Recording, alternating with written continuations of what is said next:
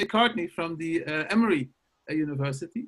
And this is titled CBCV, Reshaping the Practice of Corporate Valuation Using a Customer-Based Approach. Dan, the floor is yours.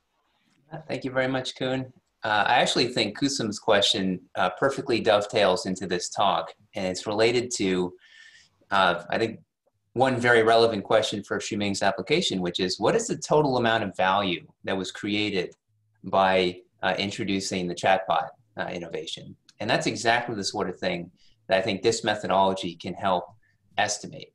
So what it is, as Koen had alluded to, is a methodology for valuing entire businesses, but doing it where the model is driven off of customer behavior, which is really why I think it has a lot of potential to increase and expand the role of marketing. Now, before I get started, in the spirit of Quentin Tarantino, I'm going to start at the end, and then I'm going to spend the rest of the talk getting there. So this is just a quick video. Say the prolific left, he's really into this one, struck again when he tweeted his support of an academic paper published by professors at Emory in the University of Pennsylvania, calling it the smartest piece ever written on Wayfair. It did the job, causing Wayfair to plunge from 83 to 70 as of today.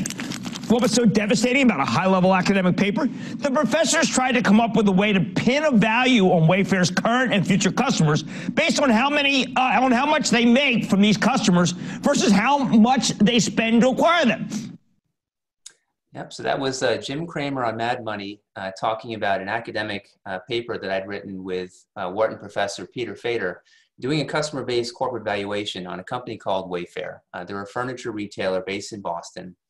And they're actually one of the companies that I'm going to analyze today. And I thought that was really helpful in kind of providing a glimpse both for how I think about the valuation problem and also for the sort of traction that we're starting to see within the financial community that the likes of Jim Cramer are currently talking about it. So at the risk of getting ahead of myself, I'm going to take a couple steps back and provide a high-level kind of overview of the conceptual framework for customer-based corporate valuation. I'm then going to specify the model for how customers behave that's going to drive a revenue forecast that's ultimately going to help us come up with that valuation estimate. I'm then going to go through a series of 7 empirical applications, one of which is Wayfair that I mentioned before, the other 6 of which are previous published analyses that I have done. These span a very wide variety of different industries. As you can see, you got a furniture retailer, 2 meal kit companies, an enterprise SaaS firm, we've got an apparel retailer, a ride-hailing company, and a luxury marketplace, which hopefully both shows the breadth of the applicability of the model, but also the transportability to a diverse range of business settings. And then I'm going to continue to kind of reaffirm the impact that the work has had so far. So the reason that I think customer-based corporate valuation holds a lot of opportunity for us here in marketing is because marketing currently does not, I think, get the respect that it deserves. Marketing should influence finance. Marketing should influence the boardroom, but it's currently not able to do so. I think CMO tenures should be longer than they are. We should have more job security for having marketing roles. There was a recent Wall Street Journal article that said the CMO's tenure is actually the shortest of all of the executives. And it's the shortest that it's been since 2009. You call it 19 years ago. Why should that be the case? Marketing is still often seen as the cost center and not as a source of value creation. And so in tough economic times, like many firms are currently experiencing right now, it's oftentimes marketing that bears a disproportionate amount of the cutting. I don't think that should be the case. And so it's a question of why that is. And while there's probably many reasons, I think a big one is just that they're speaking a different language from other members of the executive team. That even though marketing is creating value, it oftentimes has difficulty communicating the value that it's creating. And related to that, the CMO oftentimes obsesses over tactics and measures that the CEO and the CFO, they just don't care about. You know what the CEO and the CFO care about? They care about the stock price. They want to know, is what you're doing creating value for my firm, and is our stock going to go up as a result? So I think if marketing would like that elevated role within the boardroom, they're going to need to do a better job of speaking the language of corporate valuation, speaking the language of the CFO. That will, I think, get them in the room and get them to be the trusted advisor of the CFO. And that's really the role of customer-based corporate valuation, which I'll be interchangeably calling CBCV. The way that CBCV works is it's explicitly inserting customer-level activities into traditional corporate valuation models that forecast period-by-period revenues and then ultimately cash flows. So that's kind of the key innovation here. Is we're going to take that traditional corporate valuation model that the CFO is probably looking at every day, and we're just going to show that you really want to incorporate customer activity into it. The way that it works is as follows. Imagine we're thinking about a firm, we're looking out over the next 3 quarters. The first thing that we're going to do with this approach is we're going to forecast the flow of future acquisitions over time. We're then going to forecast the retention of customers after they've been acquired. And if I can do those 2 things, that's going to give me for free the total size of the customer base. But also, if we just kind of look at these 2, this is a very common marketing science problem. There's been a lot of empirical CRM work that we've done that has really refined our ability to perform both of those predictions that have gone largely unused within finance, which is one of the reasons why I think there's a real opportunity here. Now, if I also knew the number of purchases that customers would make while they're alive and the amount that they're going to spend when they make those purchases, it's an accounting identity that must give us sales. And most of the other elements that kind of work us down to free cash flows and then ultimately to some estimate of the stock price of the firm are exactly what the CFO is probably using a DCF model to do. So basically what we're saying is, I'm not going to change the model that the CFO is using. What I'm going to do is provide a bit of additional dimension to make that revenue forecast even more accurate. And if I can make that revenue forecast more accurate, that's going to show why the CFO really needs to care about things like customer retention that are really within the wheelhouse of the CMO. And so at a high level, regardless of the firm or the data really, the main 4 steps of CBCV are first, forecasting a generative model for future acquisitions, another model for retention, a 3rd model for ordering, and then a 4th model for basket size. That's the process. So if I can do that, I'm going to be able to value the most important marketing asset of the firm, which is the current and future customer base.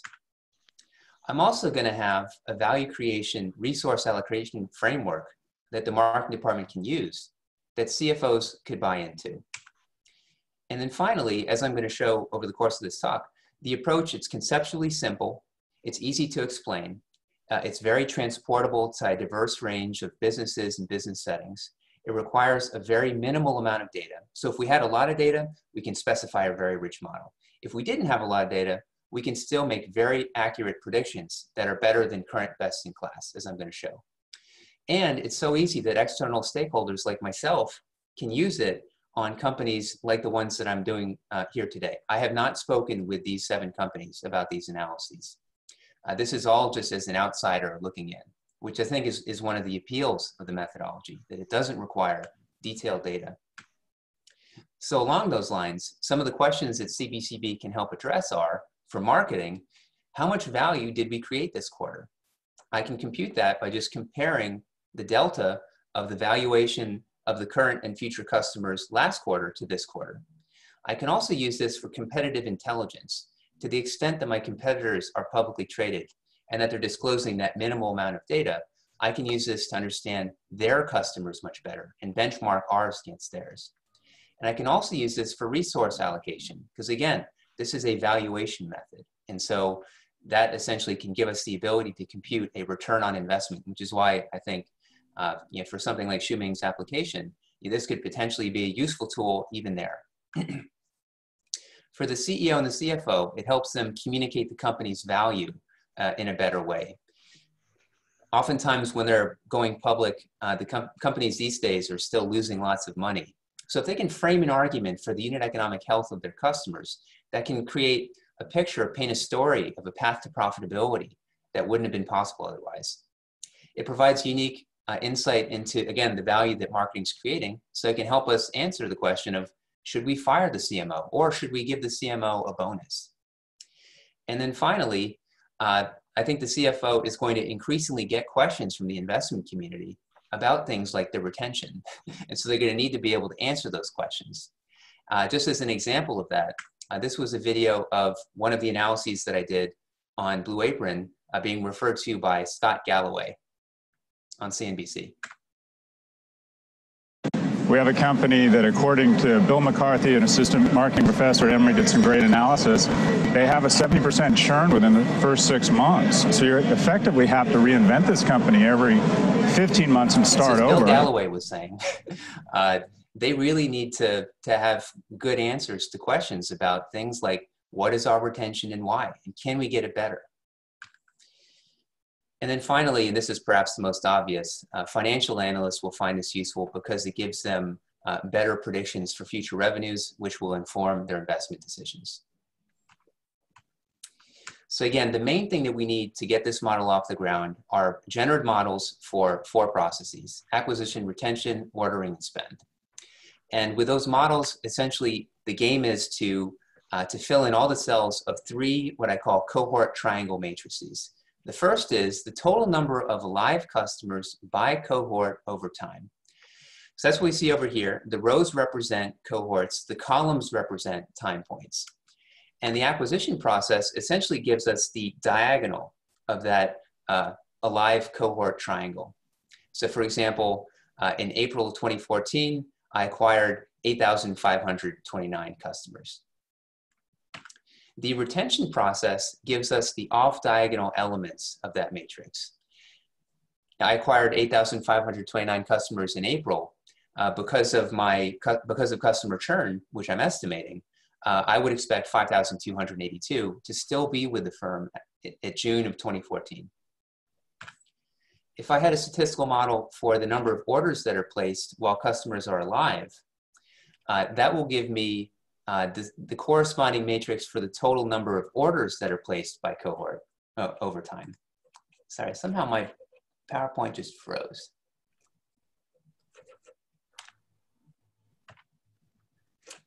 Oh boy. So I'm just going to keep going, and then hopefully at some point the animations will catch up to me. The final one is the amount of spend that's associated with each of the orders. Now, if I had this, that's going to get me the total amount of spend by customer over time. And if I had those 4 processes, that's going to give me both, if I just summed up the columns, it's going to give me total active customers, total orders across the company, and total revenues across the company. So those are basically the 4 main things that I can use to then calibrate the model and then ultimately to estimate the valuation of the firm.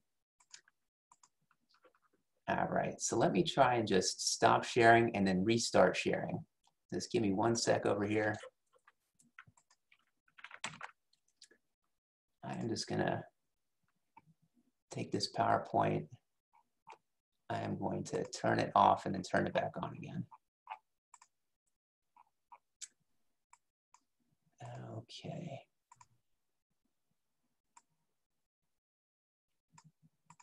Here we go. Technology.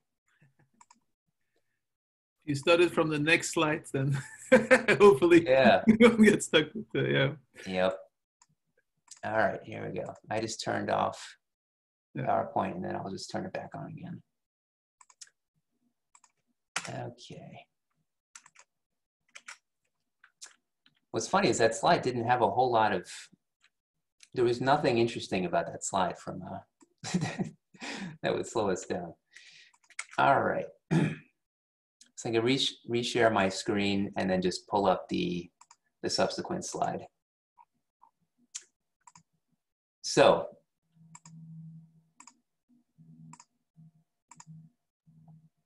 so as I was saying, the key thing that we need is we need to specify those generative processes for each of these 4 models. So I'm just going to quickly go through the 4. The acquisition process entails that I've got some set of prospects, which is basically all the people that could but need not be acquired in the future. So at Blue Apron, for example, they sell into US households. So this would be the total number of households in the US. Now, some proportion of them may acquire in the future. So I'm going to assume that there's this model parameter pi1 of people that represent the intenders. These are people who will eventually acquire. And the time until acquisition is going to be governed by a Weibull distribution. Now, I could end the model there, but we found that the model performs much better if we introduce this notion of a time of mass awareness. It's been alluded to within some previous empirical marketing papers. So at time m star, those non-intenders can reconsider their decision, and some proportion pi2 of them will become intenders at that point in time. And the time until acquisition will be governed by a Weibull distribution for them as well. The retention process is relatively simple. So what we need is the probability of churn in a particular month, given the customer was alive in the previous month. So I'm going to call that theta. And each of the customers may have their own value of theta. Now, in most of the previous CBCV work, it's assumed that all the customers share the same data. There's some concept of, the churn rate across all the customers. I'm going to assume that there's cross-sectional heterogeneity in theta, that all of those thetas are coming from a beta distribution. Simple two-parameter model. The main thing that it allows for is a non-constant unconditional hazard function, so that the retention curve can have a sharp decline at the beginning, but then level off. And that's something that we very, very frequently see in applications of this model. The third model is how many orders customers place while they're alive. I'm just going to go through the model for subscription firms. The corresponding model for non-subscription firms is very easy. You can find it in the paper. Now you may think, why do I even need an order process for a subscription firm? Well, for a lot of modern subscription businesses, they are subscription, but they allow for customers to choose whether or not to place purchases at particular points in time. And two of those companies are companies that are being analyzed here. So imagine we're thinking about this particular month M, while customers are alive. We're going to assume that there is some discrete number of purchase opportunities, M op. And in those opportunities, the customer can choose whether or not to make a purchase. So we're going to basically posit that the probability of purchase in that time point is an inverse logit of a two-parameter, a very simple model entailing an intercept term and then a term that allows for coefficients for time-varying covariance. Under that model then, the average number of orders per alive user in that month is just the sum of those purchase probabilities across each of the opportunities within the month. Finally, there's the spend model. The spend model is relatively simple. It's just a time series model. Again, this is for average revenue per order. If we had richer data, we could identify a much richer model. I've done this analysis for a number of private companies as well. For them, we certainly use a richer model than this. But if we only have aggregated disclosures such as total revenues, we can't really do better than this. So that's the model specification. Next, we're going to calibrate the model to the data. So in all previous CBCV work, every single paper, they've assumed the data is of the following form that we see on the left over here. Every quarter, we're going to get some aggregated summary. This is how many customers we acquired. This is how many customers churned. But many, many, many companies disclose more data than that. And one of the most important disclosures that I've seen pop up in investor filings has been data that's cohorted, which is what we see on the right over here, for Revolve Clothing and for Slack Technologies. And what it's showing is not only total revenues, but it's breaking down revenues by the acquisition cohort that those customers came from. As you can probably tell, this is a very, very rich data source. It allows us to identify things like tenure and cross-cohort effects that would not have been possible to identify using just aggregated summaries like we see on the left. So we can specify, and we do specify, a much richer model than we've seen so far to date. But it's also viewed as a safer source of data and a very general source of data. That again, we can have an enterprise SaaS firm, we can have a clothing firm disclosing the same information in their filings. And in fact, it's more general than some of the kind of the tabular summaries that we see on the left over here. So what we're going to do is we're going to estimate our model on all of the available data, not just data that's in this tabular form, basically using nonlinear least squares. So what I'm going to do is I'm going to bring this to life with 7 what I call live CBCV analyses. And by that I mean, essentially, I had, along with Wharton professor Peter Fader, and I want to strongly acknowledge the help of Val Rastergwev, who helped do some of the analysis on these examples. We kind of put our stake in the ground. On our particular days, we said, I think that this company is worth X. At that time, we didn't know what the future was. What I'm going to do is, I'm going to take every single previously posted but unpublished CBCV analysis that I have ever done, that I posted either on my blog or on a blog of Theta Equity Partners, which is the company that I co-founded that does CBCV analyses for a variety of companies directly and financial firms. And I'm just going to see how well those predictions did. So I could not retrospectively cherry pick the very best companies or the ones that my model fit the best with. I'm just going to take all the ones that I previously had done, and I'm going to see how well those predictions held up. And so by that, I mean this is a proper ex ante validation, which I believe is the first time that I've seen it in the literature. And it forms the basis for a hypothetical trading strategy that I'm going to describe shortly.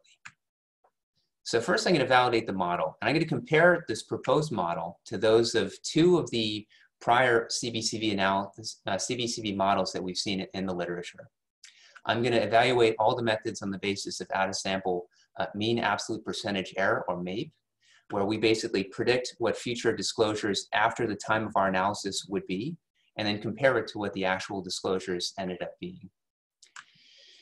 So here are the MAPEs for each of the 6 firms when I exclude Wayfair, which had been extensively holdout validated in that prior academic paper. Green, yellow, red, best, middle, worst. We can see the proposed method is the best for 5 of the 6 companies. And for the company where it came in number 2, it was still really close. It was just off by 0.6%. If we were to kind of take the average performance of our method, averaging across the 6 companies, we were on the order of 60% better than the next best method. And even if we excluded Blue Apron, in which we had significant outperformance, we were still on the order of 30% better than the next best method. So this predicts better. It doesn't only predict better than other marketing science models, though. It also predicts better than Wall Street analysts. And this is really important because oftentimes it's the investment community that listens to Wall Street analysts. They don't listen to other people. So basically, I just went through all of the investor reports for these companies, took their revenue forecasts, compared them to our own, and showed we have significant outperformance relative to them. This is the next validation. It's a trading strategy. Again, on different days, say June 27, 2017 for Blue Apron, I basically constructed this model and came up with a valuation estimate. I then compared it to the then current stock price. And a very simple strategy would be to buy the companies that are perceived to be undervalued, short the companies that are perceived to be overvalued. So if we did that and just held that position, whatever it was at the beginning, until the company reaches fair value, and then we close out our position, that's going to be kind of the proposed methodology. I've done a wide variety of robustness checks to show that these results not only hold up, but actually we could perform better than this had we been more nuanced about it. I can compare it to 2 benchmark models, one where we do the equivalent buy and hold strategy, but instead of buying or shorting these 7 companies, we just do the same thing for the S&P. And then another strategy of simply just buying the S&P to compare it to the market return. I'm going to equally weight each of the 7 positions, and I'm going to hold them for 1 quarter, because after a quarter, we're going to get new data, and we would then recalibrate our model for the next quarter. So basically, what we're seeing over here is the value of a portfolio indexed to 100 at time 0 as a function of the number of business days since the positions were established. The blue line is the proposed method, and the red and the green are the benchmark methods. The bottom line is the method generates a 30% total return after 1 quarter. You would have made a lot of money had you invested on the basis of these recommendations. But we can also see from the x-axis over here that the return is very robust to the holding period length. If we had held that portfolio for 30 days or 90 days, we would have also had a 30% or even greater return. And even if we excluded the very best performing position, we would have had a return of 19%. So this is not beholden to any one company carrying the portfolio. This is really kind of generally outperforming. So again, this is a methodology that I think both predicts revenue better and it can generate outsized returns. And partially for that reason, this has gotten a lot of media attention. It's been in the Wall Street Journal. These analyses that I just shared, they've been in the Wall Street Journal at least 7 times. They've been in CNBC, Financial Times, The Economist, Inc., pretty much every single major domestic and international media outlet. I've been interviewed about HelloFresh on NPR, Blue Apron on Bloomberg, and about Slack on Yahoo Finance. And I just thought I'd share a little clip of the Yahoo Finance interview. This was a throwback to last year. I was actually in Rome at the Marketing Science Conference then at the time. Now, Slack may be different because it's actually more of a known name than those. It's been highly anticipated for a while. It's a unicorn, and yet, of course, not profitable yet. The losses have shrunk somewhat, but still not profitable. Does that matter to any investors with these companies? Yeah, I think the fact that they're a SaaS firm doesn't mean that they're going to be a great investment. I think really it's the fact that they have excellent customer retention and they're able to really expand the relationship with customers after they brought them on board. We're bringing customer measures, customer activity into the valuation conversation. This has touched a lot of companies directly who view this as a way to measure and manage the value of businesses over time. So this is Tien Zuo. He's the founder and CEO of Zuora, which is a publicly traded $1.4 billion enterprise SaaS firm. Hello, my name is Tien Zuo, and I am the CEO of Zuora, the world's leading subscription management platform. And I wholeheartedly support Dan McCarthy's work in his entry into the practice prize competition. We all know there is a broad global shift going towards digital services that we're seeing in the markets today. And it's a trend accelerated by recent events. My company, Zuora, predicted this 12 years ago. And we coined the phrase subscription economy to describe a world where business models are built around the customer, not the product. Today, we work with some of the best companies around the world: Ford, Caterpillar, Goldman Sachs, Zoom, Microsoft. And Dan McCarthy has been instrumental in helping my company and our clients explore the mechanics of subscription models. Now, I first got in touch with Dan after reading an exceptionally sharp post he wrote about Blue Apron's churn problems. And he's since become a popular speaker at many of our corporate events. Dan's concept of a customer-based corporate valuation, which is his research specialty, shows how the financial value of subscription-based firms can be connected very explicitly to things like customer retention and customer acquisition costs. It's also impacted consulting firms that view this as a way to be able to show to potential clients the valuation expansion that they could get if they bring on the consulting firms, justifying the cost of engagements through the improvement of the customer behaviors over the long term that these companies can generate. So this is Rob Markey. He's a senior partner at Bain. Hi, I'm Rob Markey. I'm a senior partner at Bain & Company and the founder of the firm's customer practice. Dan McCarthy's work on customer-based corporate valuation has actually played an important and growing role in elevating customer value's impact on private equity investments, boardroom investment decisions, public company valuation. With very little extra data, Dan's approach can swap in a materially superior set of cash flow projections in a way that any finance professional can use to make their corporate valuation reflect the true underlying value of a company's customer base. That's something that's been sorely missing from the investment landscape until now, and I can't tell you just how important I think this is for the future of business. And he's been taking this very seriously. So we've co-led an initiative with the Financial Accounting Standards Board to basically get them to help recommend customer-related disclosures systematically within company filings. And they've actually, FASB has started an official project about this. So we've had a number of conversations with their economists. Obviously, there's been a lot of investor impact. There's dozens of funds that have taken action based on these specific analyses. This is an incomplete list over here. I had a number of videos that were from fund managers that were providing testimonials about the work. I didn't include them for the interest of time, and now I'm really glad that I didn't include them. And then the final point that I wanted to make was, again, regarding transportability and accessibility. So I hope through the 7 examples, both the diversity of business setting and of industry, that you can get a sense for just how robust this methodology is. But this is a very, very incomplete list of companies where you could run the exact same models and come up with a customer-based valuation estimate for them. I would estimate there's probably 150 companies where you could readily perform this sort of methodology.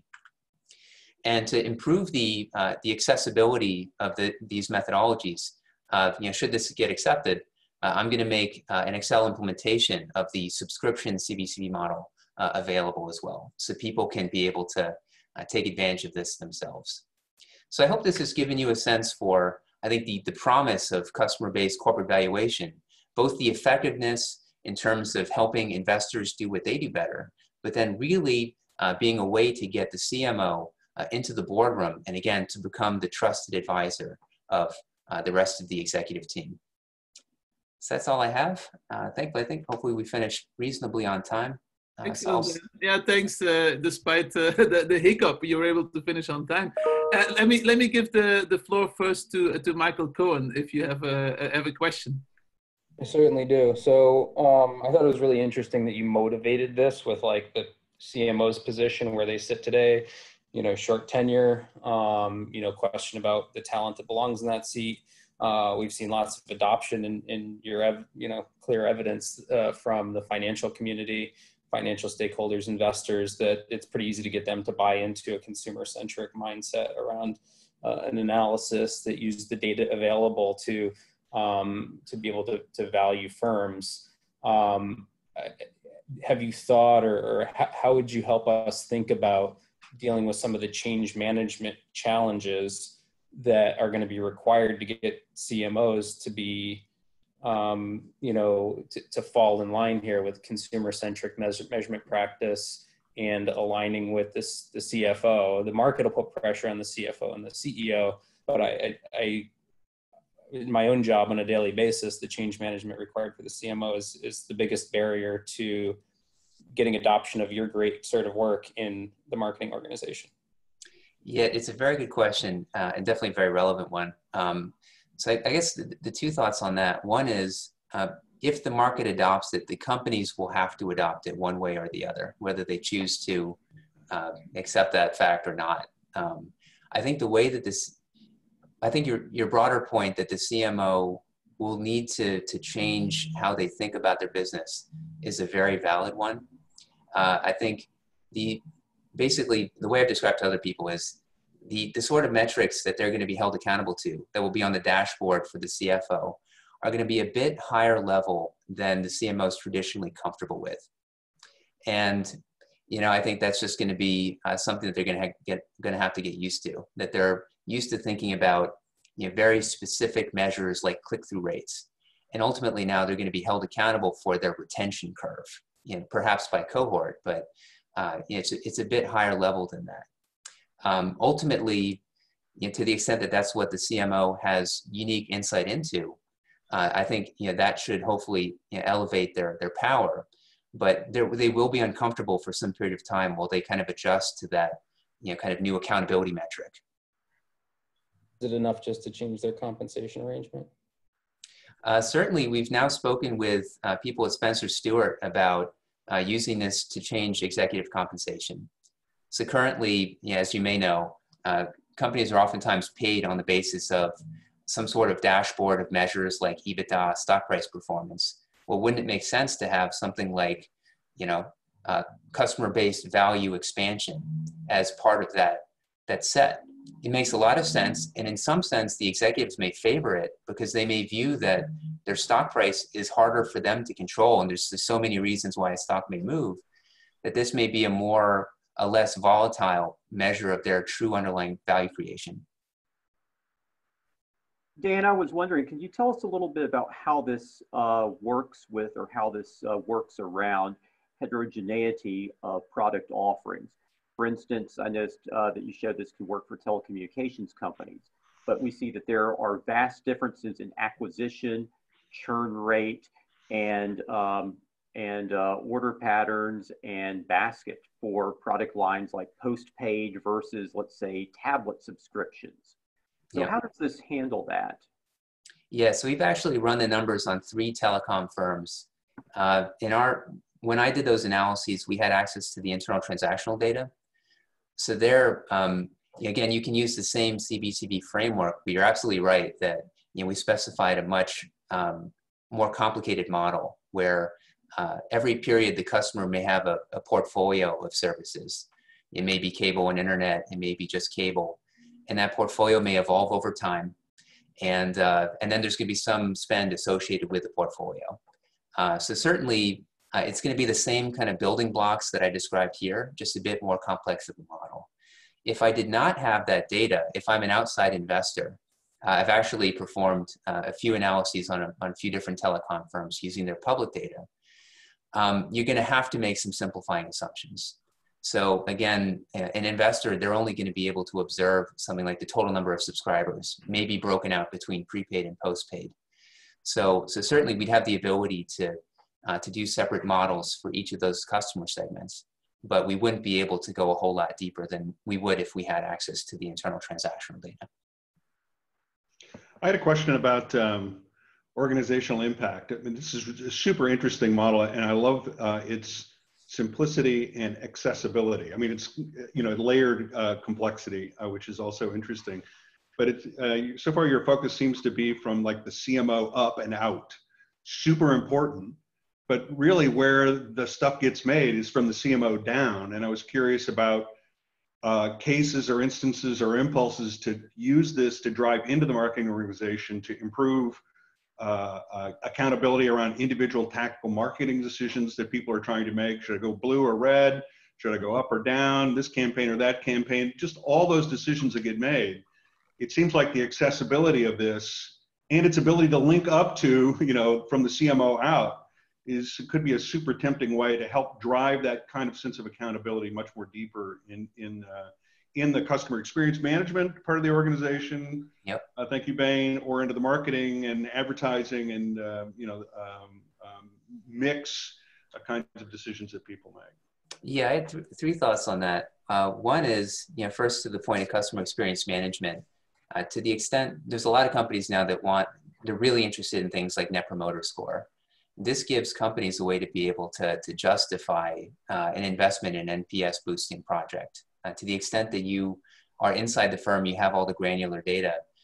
If you can establish a link between NPS and the propensity of customers to buy, be retained, place orders, and spend, and then compute the net present value of an expansion in NPS, that can justify the cost of the project to get it going, which hopefully can kind of work its way down.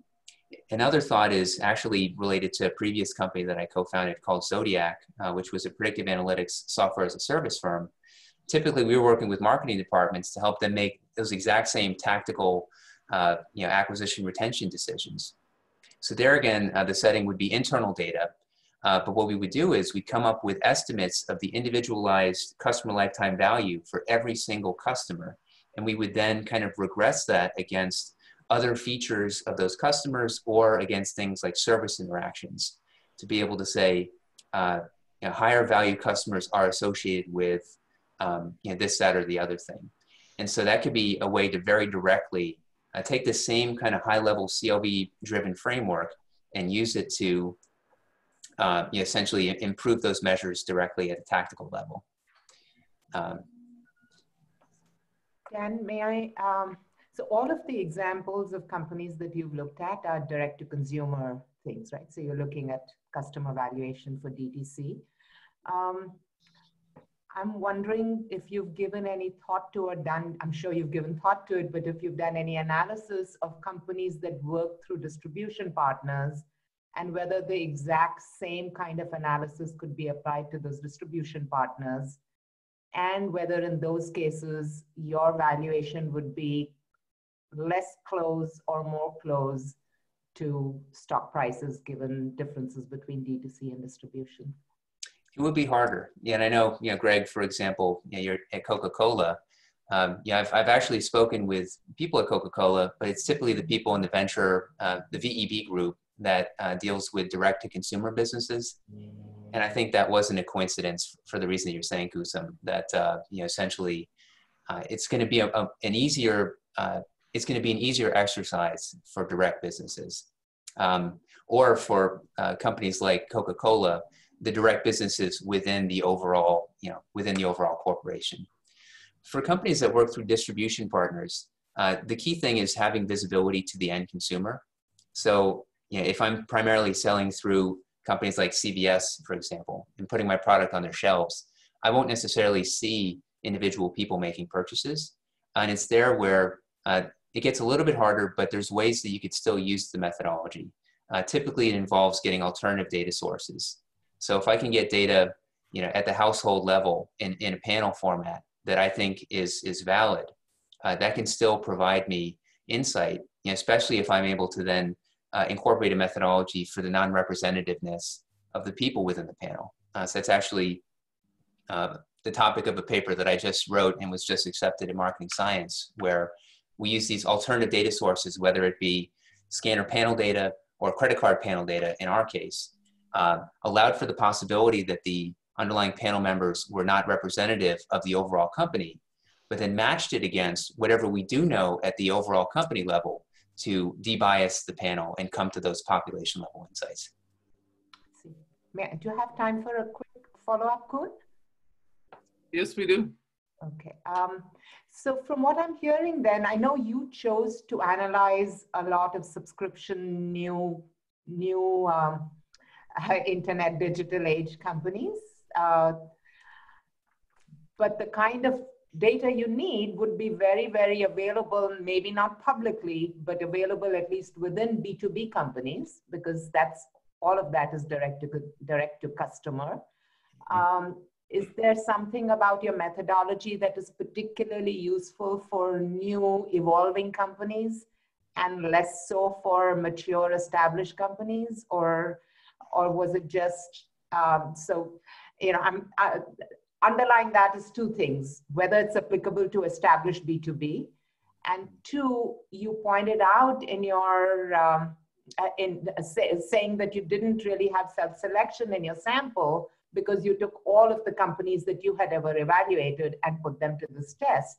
But then there must have been some self-selection in your choosing those 7 companies to begin with, 5 of which were overvalued in the market and only 2 were undervalued. So I'm trying to put those 2 together. I don't know if I've been very articulate in my question. No, and it sounds like there's a few questions underlying that. For one, B2B versus B2C, Slack is a B2B firm, so certainly it can work with B2B firms. I'd also included Dropbox and Atlassian as other examples of companies on that final slide. They're both also companies that have disclosed very detailed cohort level data. Dropbox would be a very mature firm. The same would be true for telecom firms as well, at least in terms of where they are kind of on the maturity spectrum. So it works very well there. It could be a little bit more like shooting fish in a barrel, because you have a lot more data. When companies are earlier on in their life cycle, it could be a bit harder to see where things are going. So oftentimes they're losing money, but they're growing very quickly. And so there's a lot more uncertainty about what the final outcomes can be. In terms of selection within those 6 companies, I can say, for one, we didn't perform any other analyses.